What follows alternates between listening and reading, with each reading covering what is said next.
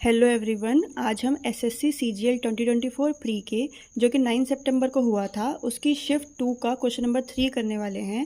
Question number 3 हमें कहता है कि 7 years एगो प्राची की जो एज है वो 4 टाइम्स अपनी डॉटर की एज है। ठीक है, after 4 years from now Prachi will be 2 whole 1/2 times of her daughter's ago of her daughter's age, यानी कि अब से लेकर 4 years फ्रॉम नाउ प्राची की जो एज होगी वो अपनी डॉटर की एज का 2 होल 1/2 टाइम्स होगी। और यहाँ डॉटर की एज भी वही वाली होगी जो 4 years एगो डॉटर की age 4 years from now daughter की एज रही होगी। तो अब हमको फाइंड करना है उन दोनों की प्रेजेंट एज का सम। कैसे करेंगे?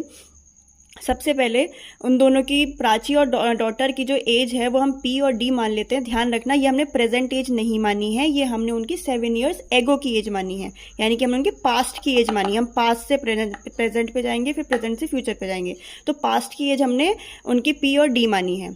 अब पास्ट में ही यानी कि 7 years एगो ही प्राची अपनी डॉटर का 4 टाइम्स है, तो यानी कि हम डी को तो डी ही रखेंगे क्योंकि डॉटर तो डॉटर ही है 7 years एगो भी। लेकिन प्राची 7 years एगो पी भी है और 4D भी है, मतलब बहरूपिया है प्राची। प्राची के 7 years एगो पी भी बोल सकते हैं हम या फिर 4D भी बोल सकते हैं, जैसे कि हमें क्वेश्चन में दिया हुआ है। अब प्रेजेंट से 7 years एगो चलेंगे तो प्राची की एज अपनी डॉटर का 4 टाइम्स है, जो कि हमें क्वेश्चन में दिया हुआ है। ठीक है, 7 years यहाँ पर आते हैं नीचे, यानी कि प्रेजेंट में आते हैं। तो प्रेजेंट में अब प्राची की एज P+7 हो जाएगी और डॉटर की एज D+7 होगी। ध्यान रखना 4D+7 नहीं होगी, ये आप गलती मत कर देना।